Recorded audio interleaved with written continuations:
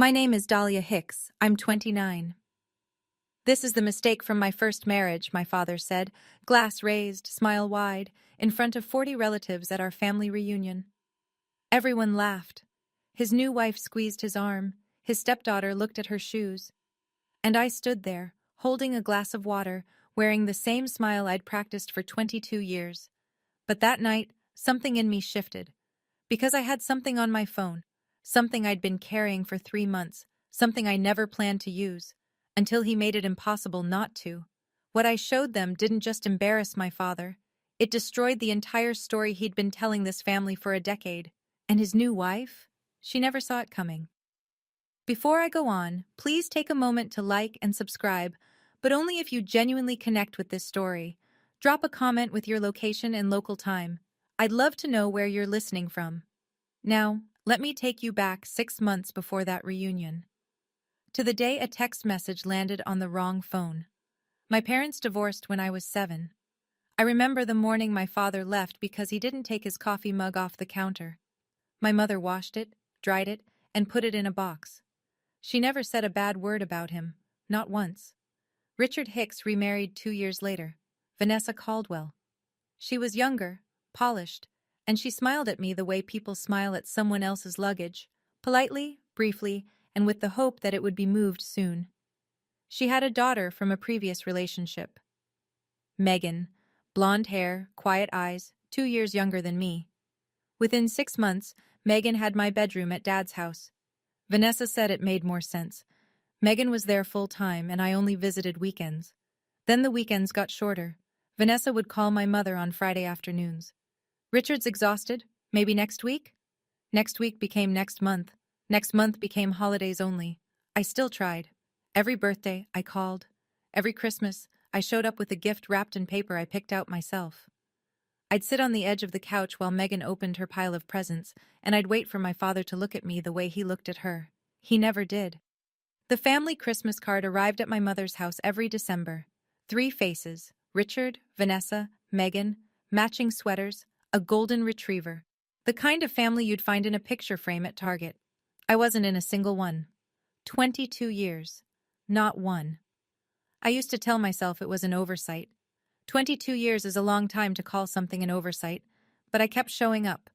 Because I believed that if I was patient enough, loyal enough, good enough, he'd eventually see me. I was wrong about that for a very long time. The day I graduated from nursing school was the proudest moment of my life.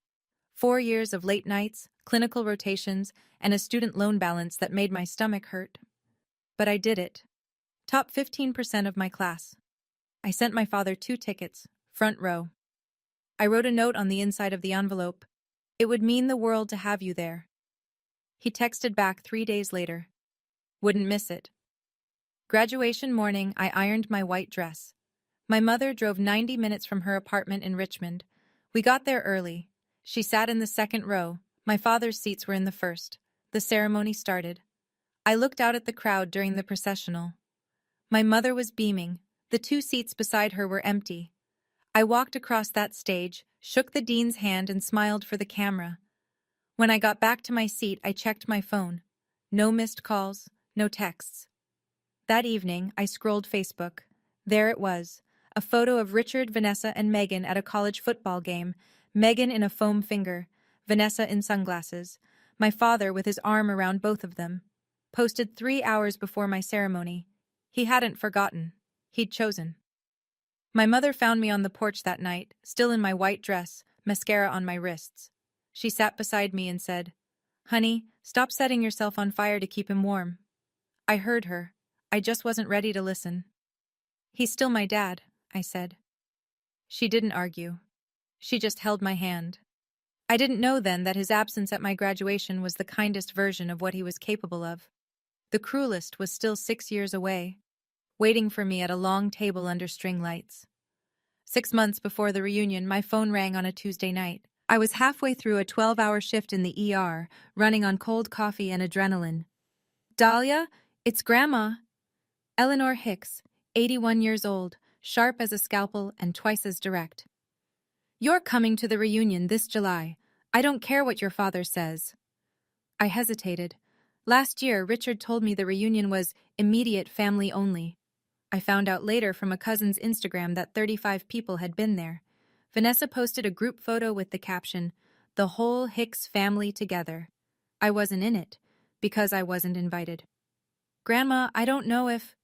You are a Hicks. That's not something he gets to decide. The way she said it, steady, certain, like she was reading from something older than all of us. I couldn't say no. Okay, I'll be there. Good. Wear something comfortable. And bring your appetite. I smiled. It was the first time in months that anything about the name Hicks made me smile. 2 weeks later, I was packing a bag for a weekend shift when my phone buzzed. Unknown number. I almost ignored it. ER nurses get spam calls like other people get junk mail, but I opened it. Hey babe, V said Richard's gonna do the family thing again this summer. You gonna come watch the show? I read it 3 times. V Vanessa. The family thing. The show. The message wasn't meant for me. Someone, a man, based on the tone, had the wrong number. Or rather, he had what used to be my number. The one I gave up at 18. The one Vanessa took over when I switched plans. I stared at that text for 11 minutes. Then I took a screenshot. I didn't reply. I didn't block the number. I just saved it and put my phone face down on the nightstand. For 2 weeks, I told myself it was nothing. A friend of Vanessa's, an inside joke I didn't understand. Maybe the show was a barbecue theme, and I was reading too much into an emoji. Then the second message came. Same number, no text this time, just a photo. Vanessa at a restaurant I didn't recognize, a man across from her. Their hands were intertwined over a basket of bread. His thumb was tracing her knuckle. She was laughing with her head tilted back, the way people laugh when they've forgotten anyone might be watching. The man wasn't my father.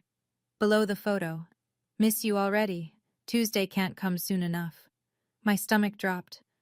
I sat on my bathroom floor for a long time. Not because I cared about Vanessa's marriage, I didn't. But because I understood something mechanical about what was happening. This man, whoever he was, had my old phone number saved under Vanessa's name. And he was sending her messages to me by accident, which meant Vanessa had given him my old number as her own, which meant she was hiding this relationship somewhere my father would never look. I saved the photo. I saved the text. I put them in a folder on my phone labeled insurance, and I locked it with a passcode. I wasn't looking for ammunition, but ammunition doesn't care whether you're looking. Over the next few weeks, 3 more messages trickled in. A selfie of the man in a hotel bathroom, a voice note I didn't play, and 1 more text. Derek misses his V. Derek. Now he had a name.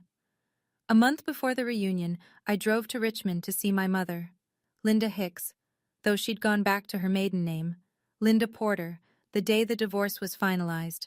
We sat in her kitchen, same yellow curtains. She made chamomile tea the way she always did. Too much honey. Not enough patience for it to cool. "I need to tell you something," she said. "And I need you to hear it without getting upset." I set down my mug. "Eleanor called me last week. She let something slip. Richard's been talking to a lawyer about updating his estate documents." I waited. "He's planning to leave everything to Megan. The savings account, the property share from Eleanor's trust, all of it. Your name isn't in any of it." I looked at the tea. The honey was still swirling at the bottom, slow and golden. "I don't care about the money, Mom." "I know you don't.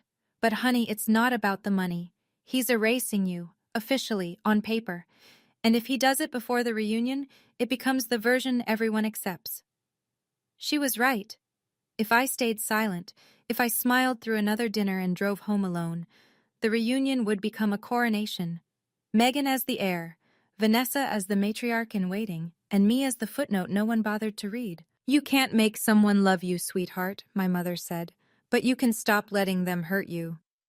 I drove home that night with the windows down. The May air was warm and thick with honeysuckle, but the money wasn't what kept me up that night.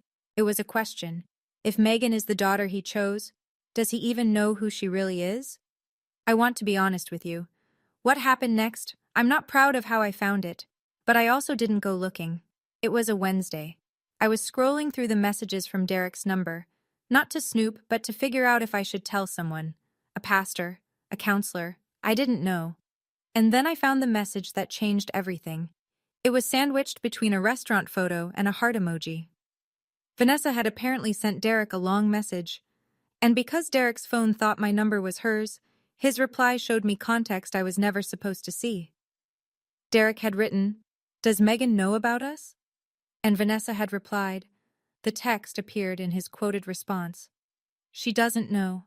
And she never will. R thinks she's mine. That's all that matters." I read it 4 times. R thinks she's mine. Vanessa had always told the family that Megan was her biological daughter from a previous relationship.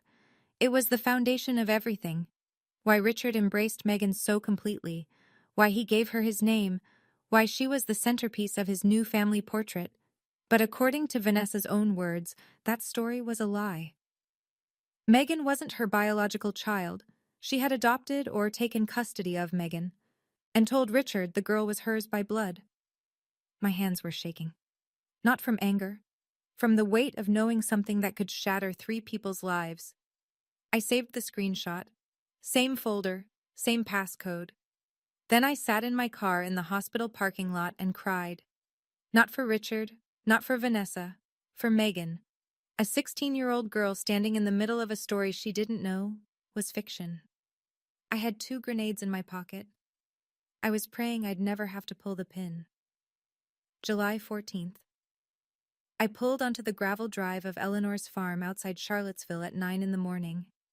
The tires crunched slow and loud, the way footsteps sound in a library. The farm was everything a Virginia postcard promises. White clapboard house with a wraparound porch, oak trees older than the county. A long table had already been dragged out to the side yard, and someone had strung lights between the walnut trees, the kind that don't turn on until dusk, when everything looks softer than it is. Eleanor was on the porch in her wicker chair, a glass of sweet tea sweating in her hand. "You're early," she said. "You told me to bring my appetite. I figured I'd earn it." She smiled. I helped her carry platters out to the table. We laid down checkered cloth, set out mason jars with wildflowers, and arranged 40 place settings. 40 forks, 40 knives, 40 napkins folded into triangles. At one point, she grabbed my wrist. Her grip was softer than it used to be, but her eyes weren't. "Whatever happens today, you hold your head up."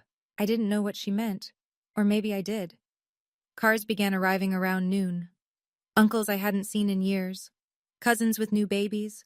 Great Aunt Patricia with her famous corn pudding and her famous opinions. Then, at 1:15, a black Lexus pulled in. Vanessa stepped out first. Floral wrap dress, oversized sunglasses, hair blown out like she was walking a carpet.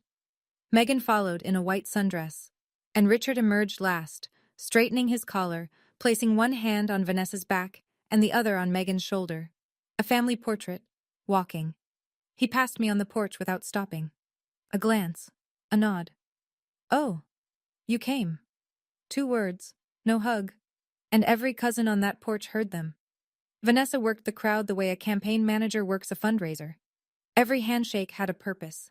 Every compliment had a direction. "Have you met our Megan?" she said to Uncle Bill, steering the girl forward by both shoulders. "Top of her class at St. Catherine's. She's looking at pre-law." Megan smiled on cue, a trained smile, the kind that starts and stops at the mouth. When Aunt Patricia turned to me and said, "And Dahlia, sweetheart, what are you up to these days?" Vanessa was there before I could open my mouth. "She's a nurse, night shifts, I think." Vanessa placed a hand on her chest. "Bless her heart. If you're not from the South, you might think that's a compliment. It's not. Bless her heart is a silencer with a ribbon on it. It says, 'Isn't that sweet? Isn't that small? Now let's move on.'" Patricia's smile stiffened. D. Ruth, standing near the lemonade table, lowered her sunglasses and watched Vanessa walk away. Eleanor, from her porch chair, didn't blink. I poured myself a glass of water and said nothing. I was used to this. I'd been the background character in the Richard Hicks show for 22 years. One more afternoon wouldn't kill me, or so I thought. It was Cousin Jake who pulled me aside near the oak tree. "Hey, Dahlia, can I ask you something?" "Sure." He leaned in. Is it true your dad's cutting you out of Grandma's side too? Vanessa was telling Aunt Carol about it last night. The water in my glass went still. Not because of the news, I already knew, but because Vanessa had been campaigning. She'd been laying groundwork, telling the family before I could. This wasn't carelessness. This was a strategy. The speech came after the brisket. It's a Hicks tradition. The eldest son stands up after the main course, taps his glass, and says a few words about family. My grandfather started it. My father inherited it the way he inherited everything, by assuming it was his right. Richard pushed his chair back and stood. The legs scraped the flagstone, and 40 conversations dropped to a murmur. I want to talk about family, he began. He was good at this. The pauses, the eye contact, the practiced warmth. About what it means to be a Hicks. About loyalty. About legacy. He placed his hand on Megan's shoulder. I want to introduce someone, my real daughter. Megan stood, blushing. Richard listed her accomplishments: honor roll, student council, volunteer work at the animal shelter. Each one landed like a medal pinned to a uniform. The table applauded. Vanessa touched her collarbone like she might cry. Then someone, I think it was Uncle Bill, said, "What about Dahlia?" Richard looked at me the way you look at a receipt you forgot to throw away. Oh, Dahlia, he chuckled. She's the mistake from my first marriage. He laughed first, the way a host laughs at his own joke to give the audience permission, and they followed. Not everyone. Patricia didn't. Ruth didn't. Eleanor set her fork down with a sound like a period at the end of a sentence, but enough of them laughed, enough to fill the air, enough to make it real. Vanessa squeezed Richard's arm. Megan looked at the grass, and I stood there, water in my hand, face perfectly still, while 40 people decided that my father's cruelty was a punchline. 40 people, and not one of them said a word. Not yet. There's a sound the world makes when it stops pretending. It's not loud, it's the opposite. It's the silence between the laughter dying and the next fork hitting a plate. A silence shaped like a held breath. That's the sound I heard. The string lights blinked on. Dusk had come without my noticing. The citronella candles on the table threw shadows that wobbled in the breeze. Someone refilled a glass. Someone complimented the cobbler. The evening went on, but inside me, a 22-year-old dam was cracking. I looked down at my phone in my pocket. I could feel it against my thigh, the weight of 3 months of screenshots, a folder called insurance, and a truth that didn't belong to me but had landed in my lap anyway. I looked at Megan across the table. 16, picking at a biscuit. She hadn't asked for any of this. She wasn't the villain. She was a prop that Vanessa dressed up and Richard displayed because she fit the story he wanted to tell. I looked at Eleanor. She was watching me from her chair at the head of the table. Her eyes were sharp and bright, like 2 lit windows in a dark house. She gave me the smallest nod. Not a nod that said do something, a nod that said I'm here. I touched the edge of my phone but didn't pull it out. Not yet. There's a difference between keeping the peace and losing yourself. I'd been confusing the two for 22 years. Keeping the peace meant swallowing my name when he mispronounced it. Losing myself meant standing in a yard full of my own blood relatives while they laughed at the word mistake and I said nothing. I wasn't going to start a war, but I wasn't going to stand here and be erased. Ruth found me near the hydrangeas. I was pretending to admire them. She wasn't pretending anything. That was disgusting, she said. No preamble. Ruth Hicks Brennan didn't do preambles. She did opening statements. I'm fine, Aunt Ruth. No, you're not, and you shouldn't have to be. She crossed her arms. Ruth was 48, 5'3", and had once made a real estate developer cry in a deposition. She wore linen trousers and reading glasses on a chain, and she looked at the world like it was a contract she hadn't finished reviewing. Can I ask you something? She said. Sure. Did your father tell you he asked me to revise his estate plan? Mom mentioned it. Ruth's jaw tightened. I refused. Something about Vanessa's paperwork didn't add up. Dates that didn't match. A custody document that referenced a county I couldn't verify.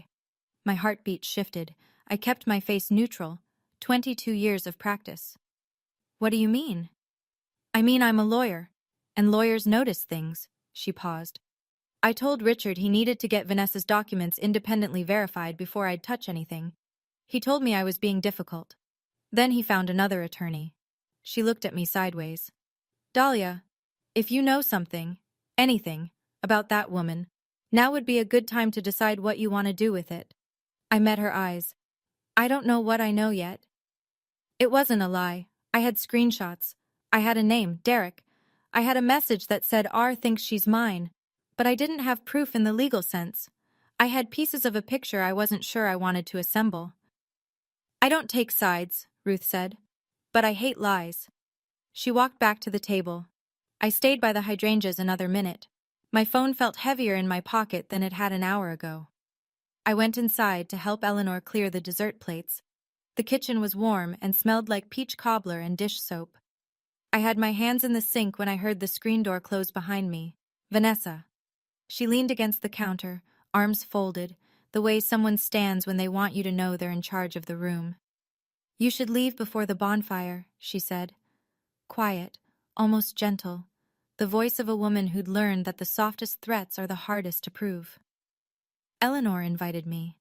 His mother is 81, Dahlia. She won't be around forever. She paused to let that land. And when she's gone, you'll have no reason to come back.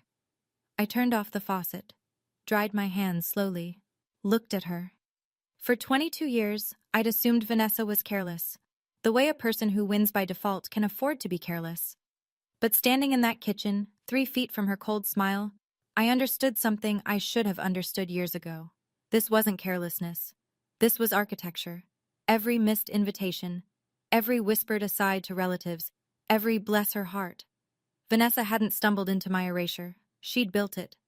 Brick by brick, year by year, and she'd done it with a smile so polished that no one ever thought to look behind it. I told Richard to update the will, she said. He listened. He always listens to me. She said it like a woman showing you the lock on the door from the inside. I said nothing. I picked up a dish towel, folded it, hung it on the oven handle. She walked out of that kitchen thinking she'd won. She had no idea I was holding her entire house of cards in my back pocket. The screen door banged shut. Outside, someone was starting the bonfire. The bonfire was Richard's idea. He loved a stage.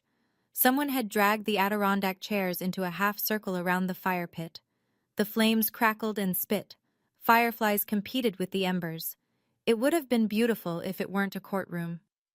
Richard stood again. Second speech of the night. He held a glass of bourbon the way men hold things when they want you to notice their hands are steady. I want to make something official, he said. The chatter died. Megan will be taking the Hicks name, legally. I've already filed the paperwork. Murmurs. A few supportive nods from people who didn't know better. Vanessa smoothed Megan's hair.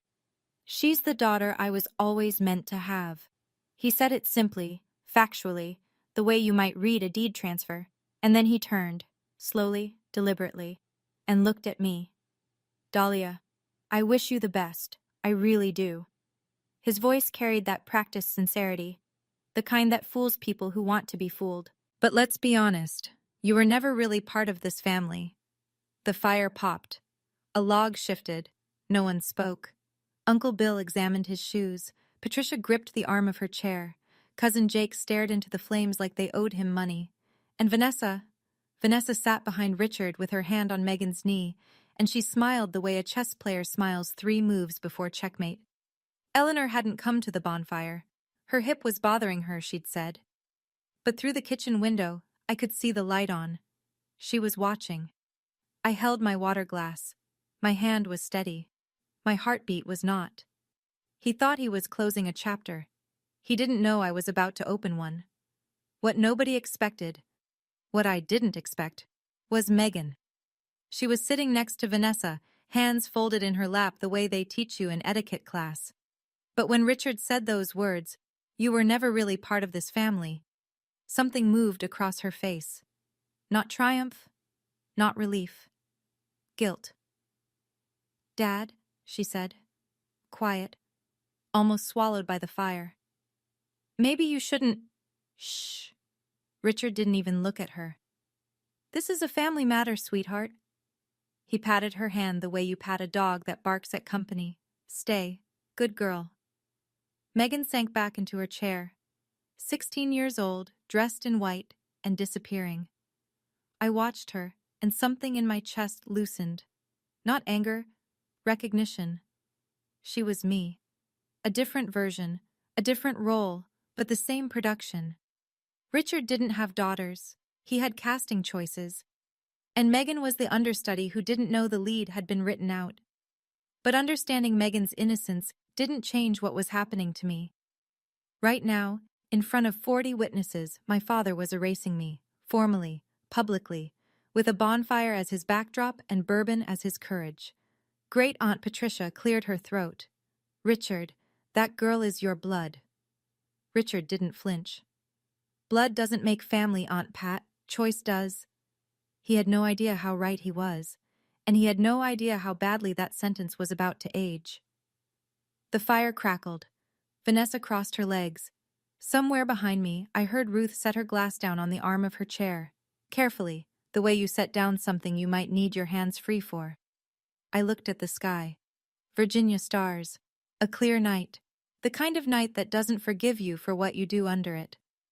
My phone sat warm against my leg. The screen door opened. Eleanor Hicks stepped onto the porch. She had her cane in one hand and 81 years of authority in the other. She moved slowly, but nobody mistook that for weakness. The porch boards creaked under her steps like they were announcing her.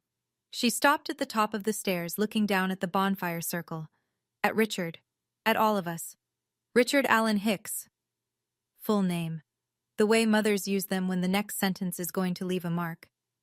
"I did not raise you to disown your own child at my table." Richard shifted. "Mom, this isn't the time.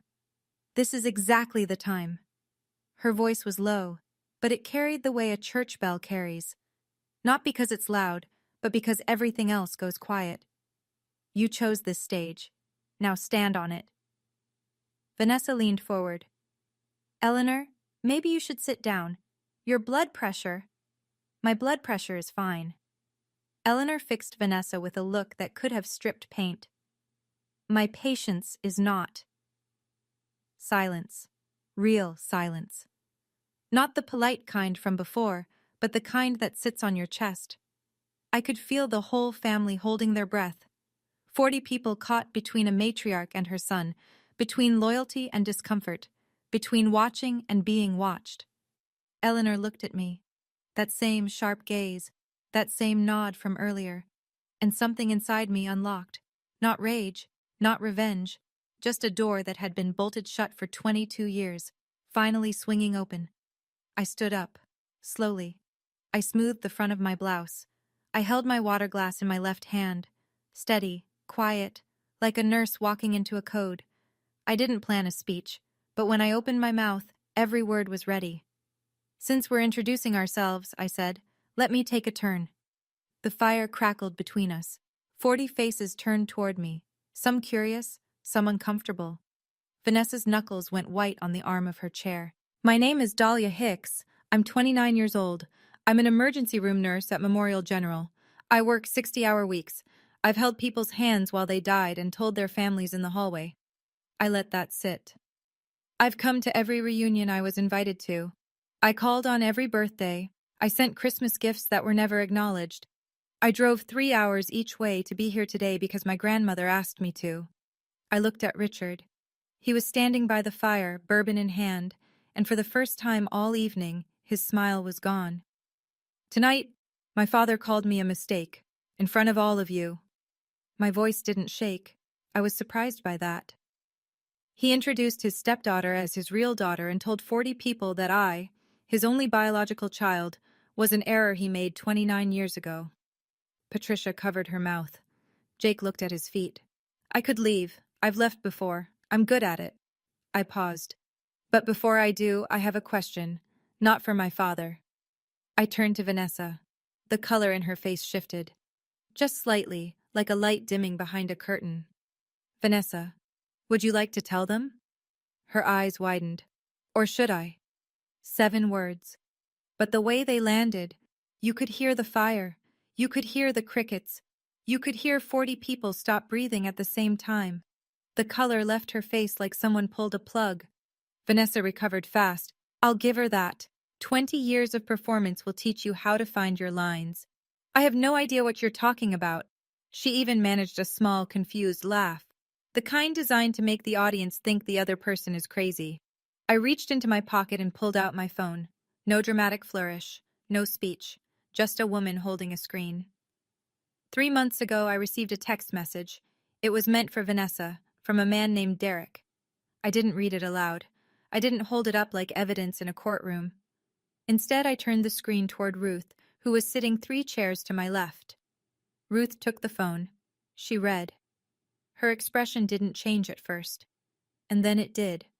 A small tightening around the jaw. A slow exhale through the nose.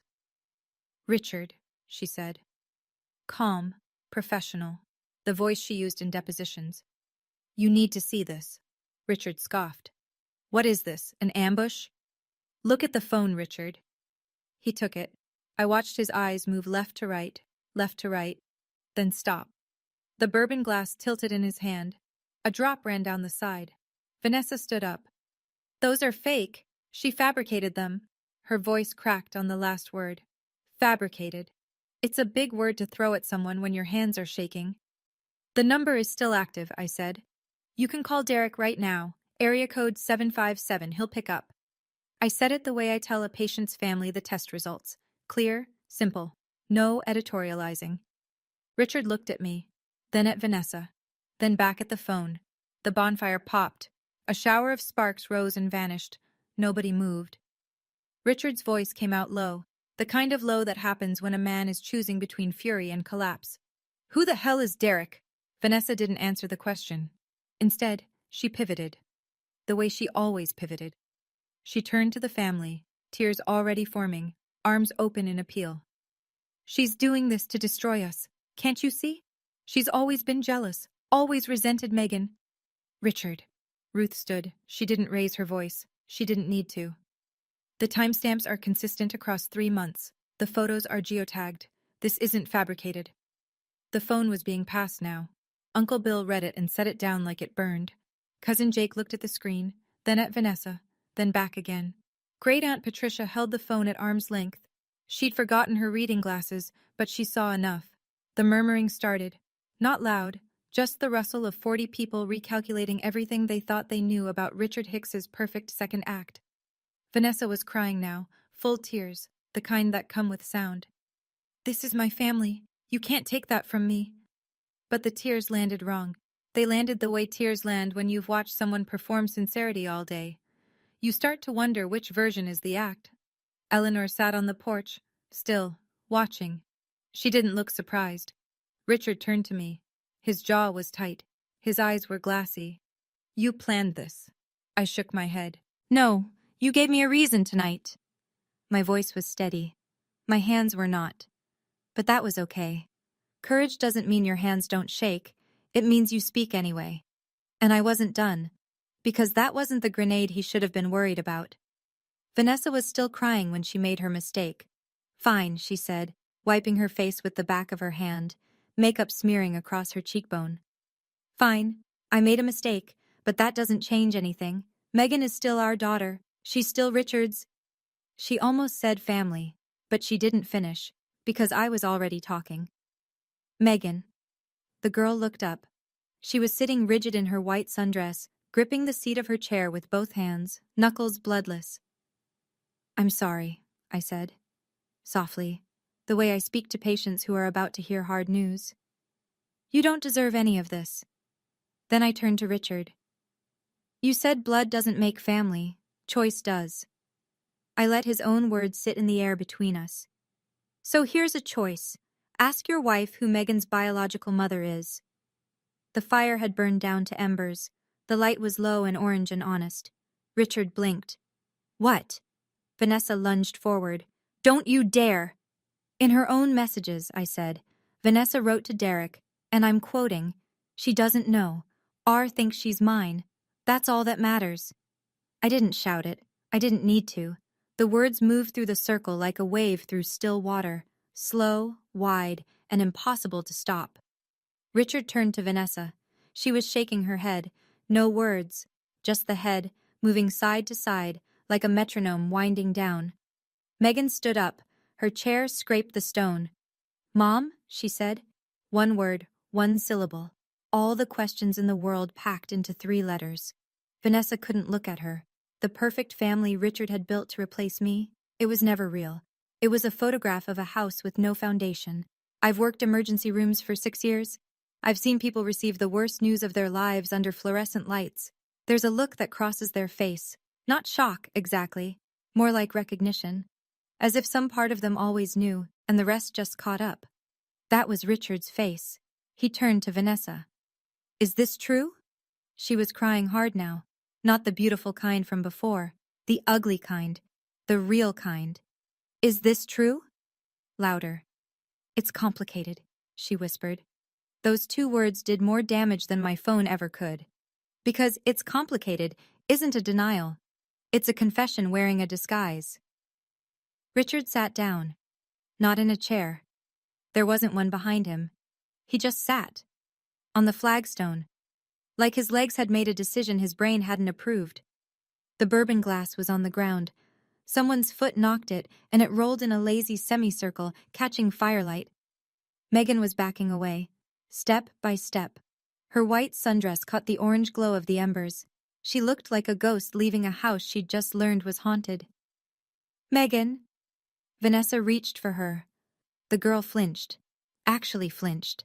The way a person does when the hand reaching for them has lost the right to comfort. Cousin Jenny, God bless her, was already on her feet. She put an arm around Megan's shoulders and guided her toward the house. No words, just presence. Sometimes that's enough. Eleanor hadn't moved from the porch. Her cane rested across her knees. Her face was still, but her eyes held the look of a woman who'd watched a building she'd warned everyone about finally come down. "Is this true?" 3 words. His whole world, in 3 words. And no one at that table could help him hold it up anymore. Ruth let the silence do its work for exactly 10 seconds. Then she stood. "Richard," her voice was the calmest thing in that yard. "As your sister, I'm sorry you're hearing this. As a lawyer, I need to say something." Richard looked up from the ground. His face was blank. The kind of blank that comes after a system crash, when the screen is still glowing but nothing's running behind it. "The estate documents you filed, the ones you wanted me to revise, were based on the assumption that Megan is Vanessa's biological daughter. If that information is inaccurate, those documents may need to be reviewed." "Ruth," Vanessa started, "you can't just—" "I'm not finished." Ruth didn't raise her voice. She didn't need to. If false information was provided in legal paperwork, custody documents, for instance, that's not a family matter. That's a legal matter. The word legal moved through the group like a cold draft. Uncle Bill straightened. Patricia set her jaw. Even Cousin Jake, who'd been silent for 20 minutes, looked up. Vanessa's composure, what was left of it, collapsed. "You can't do this to me." "I'm not doing anything to you, Vanessa." Ruth folded her arms. "The truth is—" I stood to the side, silent. I didn't add to it. I didn't stack on. The machinery of consequence was turning on its own now, and it didn't need me to push. Richard was staring at the space between his shoes. His perfect second family, his clean narrative, his escape from the mistake of his first marriage, all of it, exposed. Not by enemies, but by the truth he'd chosen not to look for. I felt no triumph, just the strange hollow calm that follows an emergency after the sirens stop. I could have left then. Nobody would have blamed me. The job was done. The truth was out. I could have walked to my car and driven home in silence. But I needed to say one more thing. Not for them. For me. I turned to Richard. He was still on the ground, but he'd pulled himself onto the edge of a chair. He looked smaller than I'd ever seen him. "Dad." He flinched at the word. "Good. I didn't come here to humiliate you." His eyes met mine for the first time all evening. Really met them. Not the glance and dismiss from the porch, not the smirk from the speech. This time, he saw me. "I came because Grandma invited me, because I'm a Hicks, because I've spent 22 years trying to earn something that should have been free." My voice stayed level, steady, the way I've trained it to be at 3 a.m. in a trauma bay when everything is going wrong and the only thing keeping the room together is the person who refuses to fall apart. You called me a mistake. In front of everyone I share blood with. Tonight. He opened his mouth. I shook my head. I'm not asking for an apology. I'm not asking for money. I'm not asking for a place in your will or your Christmas card or your family portrait. I set my water glass on the arm of Eleanor's chair. I'm telling you this. This is the last time you get to define who I am. I straightened my shoulders. From now on, if you want me in your life, you come to me, with honesty, not performance. I turned and walked toward the porch. Behind me, the fire crackled low. Eleanor's hand found mine as I passed her chair. That's my granddaughter, she said, loud enough for all 40 of them to hear. Vanessa left first. She gathered her purse, grabbed Megan's cardigan from the back of a chair, and marched toward the Lexus without looking at anyone. Her heels punched the gravel like punctuation marks in a sentence she'd lost control of. Megan was already in the house with cousin Jenny. When Vanessa reached the front door, Jenny appeared in the frame. She wants to stay, Jenny said, quiet but firm. Vanessa opened her mouth, closed it, then turned and walked to the car alone. The engine started. The headlights swept across the yard, catching the faces of relatives who looked away. Tires on gravel. Then silence. Richard stayed. He sat in that chair by the dead fire while the family moved around him like water around a stone. Some people left with quick goodbyes and quicker steps. Others lingered. It was the lingerers who surprised me. Uncle Bill came over first. He shook my hand. Not with words, just the handshake. Patricia followed, and she had plenty of words. Your mama raised you right, sweetheart. She held both my hands and looked at me the way nobody in that family had looked at me in years. Directly. Cousin Jake. I always liked you better anyway. He said it with a half smile, but his eyes were serious. 3 of my second cousins, women I'd met maybe twice, found me on the porch and said variations of the same thing. We should have said something sooner. Maybe they should have, but I wasn't keeping score anymore. Eleanor invited me to stay the night. The guest room was already made up. Sheets turned down, water on the nightstand. She'd prepared it before I arrived. Maybe before I'd even said yes. I lay in that room and listened to the Virginia night through the open window. Crickets, a barn owl, the sound of an old house settling. I didn't cry, I was too tired for that. But I didn't sleep either. 1 week later, the fallout was measurable. Richard and Vanessa fought for 3 days straight. The neighbors on their street in Arlington could hear it through the walls. I know because cousin Jake lived 2 blocks over and told me. On the 4th day, Vanessa packed 2 suitcases and moved into a hotel. By the following Monday, Richard had called Ruth. Not to apologize, not to talk about me, to ask her, in a voice she described as 10 years older than the week before, to review his estate documents again. Ruth agreed. On one condition, Dahlia's name goes back in. Not because Dahlia asked, because Eleanor demanded it, and Eleanor was still the one whose signature held the trust together. The family grapevine moved fast. Within days, the reunion story had traveled through every branch of the Hicks family tree. The version varied depending on who told it, but the core was the same. Richard's perfect second act was a lie, and the daughter he called a mistake was the one who told the truth. Vanessa's Facebook went dark. The blessed family posts, the matching outfit photos, the gratitude captions, all gone, replaced by silence. Derek, the man in the messages, blocked Vanessa's number. His last text, forwarded to me by accident one final time. Don't contact me again. But the call that broke me open came 10 days after the reunion. My phone rang. Unknown number. Different from Derek's. I almost let it ring. Dahlia, it's Megan. I sat down. I didn't know, she said. Her voice was thin and careful, like she was carrying something fragile. About any of it. I didn't know about Derek. I didn't know about me. I'm so sorry. Megan. I closed my eyes. You have nothing to be sorry for. The line went quiet. Then she said, Can I call you sometimes? Anytime. Richard called 3 weeks after the reunion. I was eating cereal at my kitchen counter at 7 a.m., still in scrubs, home from a night shift. I almost didn't pick up. The old Dahlia would have lunged for the phone, would have rehearsed her opening line, would have hoped again that this was the call where everything changed. I picked up on the 5th ring. I didn't rehearse anything. Dahlia. Hi, Dad. Silence. The kind that happens when a man calls with something to say and realizes he doesn't know the words. I messed up. His voice was raw, not the polished voice from the reunion, not the speech voice.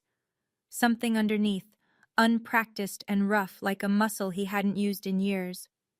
I know that. I waited. I've learned that silence, when you let it work, will tell you everything about who's on the other end of it. I don't know how it got this bad. It got this bad because you let it, Dad. More silence. What do you want me to do? He asked.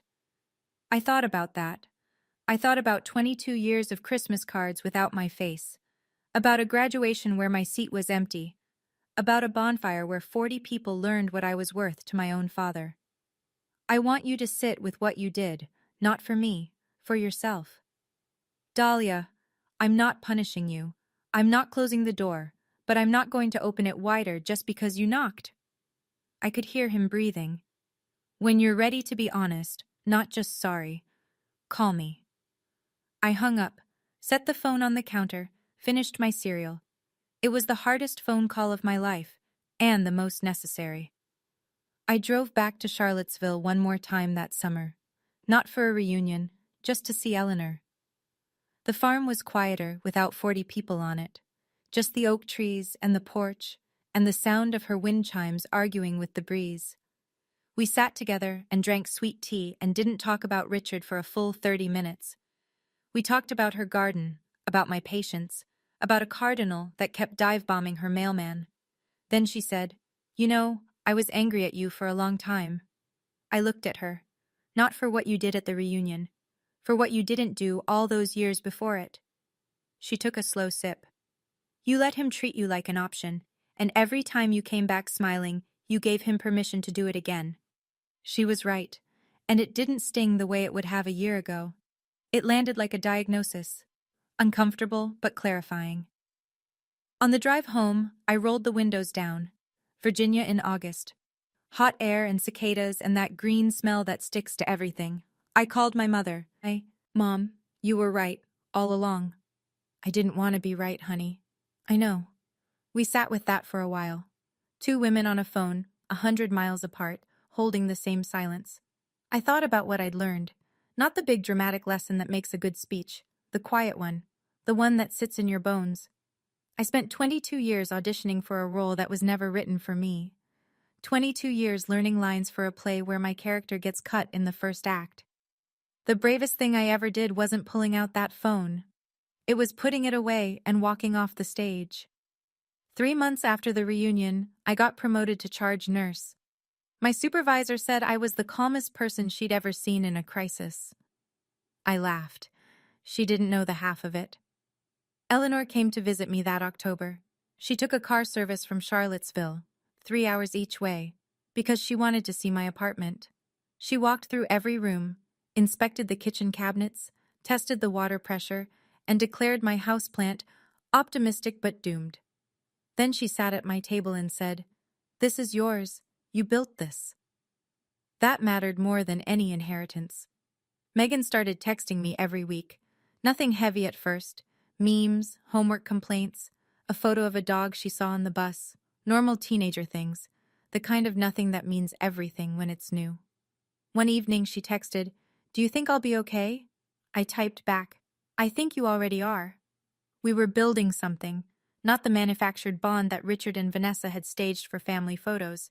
Something real, something that grew sideways, through cracks, the way stubborn things do. Richard hadn't called again. Some nights I picked up my phone and stared at his name in my contacts. Some nights I almost dialed, but I meant what I said. The door was open. He had to walk through it with something heavier than regret, and I was okay with the waiting. For the first time in my life, I was okay. I hung a new photo on my refrigerator that winter. Not a Christmas card, just a snapshot. Eleanor on my left, my mother on my right, Megan cross-legged on the floor in front of us. 4 women. No matching sweaters, no golden retriever, no performance. I don't need his call to know who I am. I figured that out on my own. If you've ever been the one in your family who was overlooked, replaced, or called a mistake, I see you. You're not a mistake. You never were. If this story spoke to you, drop a comment telling me, what boundary do you wish you'd set sooner? And check the description for more stories like this one. I'll see you in the next one.